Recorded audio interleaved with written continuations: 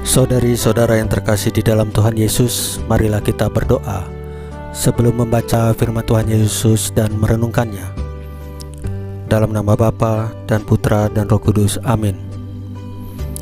Bapa kami yang ada di dalam surga, dimuliakanlah namamu, datanglah kerajaanmu dan jadilah kehendakmu di atas bumi seperti di dalam surga. Berilah kami rezeki pada hari ini, dan ampunilah kesalahan kami, seperti kami pun mengampuni yang bersalah kepada kami. Dan janganlah masukkan kami ke dalam pencobaan, tetapi bebaskanlah kami dari yang jahat.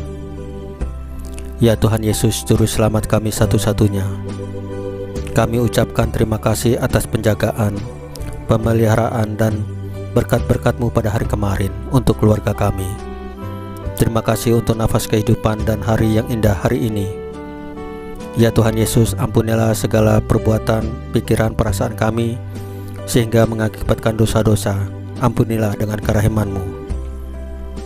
Ya Tuhan Yesus, berikanlah kerinduan kepada kami untuk menyambut sakramen Maha Kudus, yaitu tubuh dan darah-Mu sendiri dalam misa Ekaristi, baik misa online ataupun misa offline.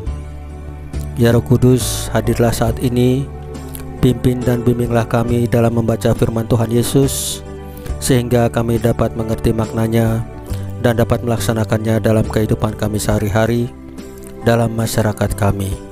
Amin. Dalam nama Bapa dan Putra dan Roh Kudus, amin.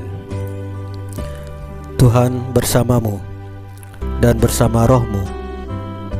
Inilah Injil suci Yesus Kristus menurut Yohanes pasal 20 ayat 2 sampai dengan 8, dengan perikop kebangkitan Yesus. Dimuliakanlah Tuhan. Pada hari pertama minggu itu, pagi-pagi benar ketika hari masih gelap, pergilah Maria Magdalena ke kubur itu, dan ia melihat bahwa batu telah diambil dari kubur.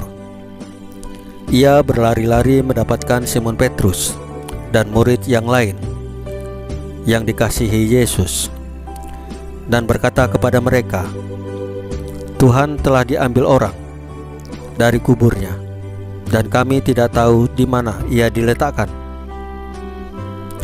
Maka berangkatlah Petrus dan murid yang lain ke kubur.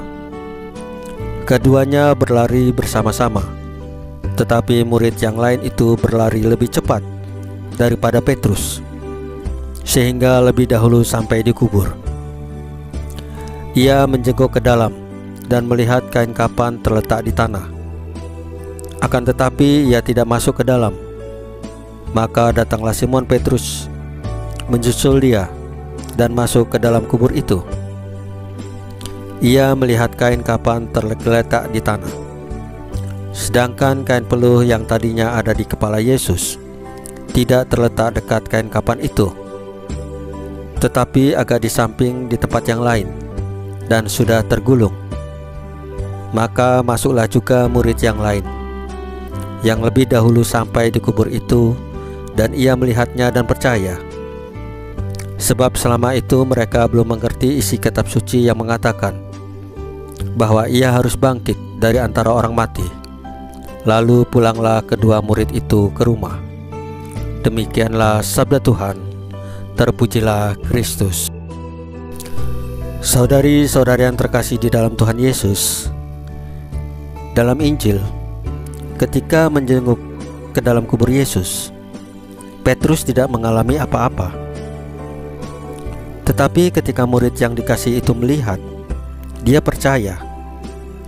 Artinya murid yang dikasihi itu percaya pada ajaran Yesus, bahwa dia bangkit, dan pada akhirnya bahwa dia adalah Sang Firman hidup. Bukan cuma keahlian dalam kitab suci atau ajaran-ajaran gereja, bukan sekedar ketekunan dalam beribadat, bukan pula hanya dekorasi atau gambar suci yang dibutuhkan untuk mengenali Sang Firman yang berinkarnasi, tetapi terutama adalah kasih yang konkret kepada Tuhan Yesus. Murid yang dikasihi Tuhan Yesus dan yang mengasihi Tuhan Yesus telah memberikan contoh. Saudari-saudara yang terkasih dalam Tuhan Yesus, Marilah kita berdoa. Sebelum mengakhiri bacaan firman dan renungan hari ini, dalam nama Bapa dan Putra dan Roh Kudus. Amin.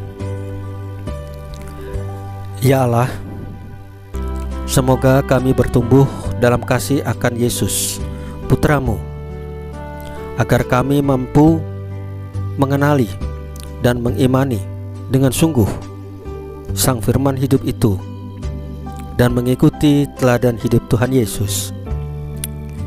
Salam Maria, penuh rahmat, Tuhan sertamu. Terpujilah engkau di antara wanita, dan terpujilah buah tubuhmu Yesus. Santa Maria, Bunda Allah, doakanlah kami yang berdosa ini, sekarang dan waktu kami mati. Amin.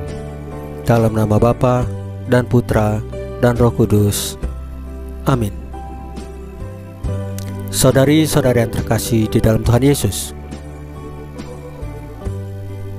bacaan firman dan renungan hari ini sudah selesai. Tuhan Yesus memberkati kita semua. Amin.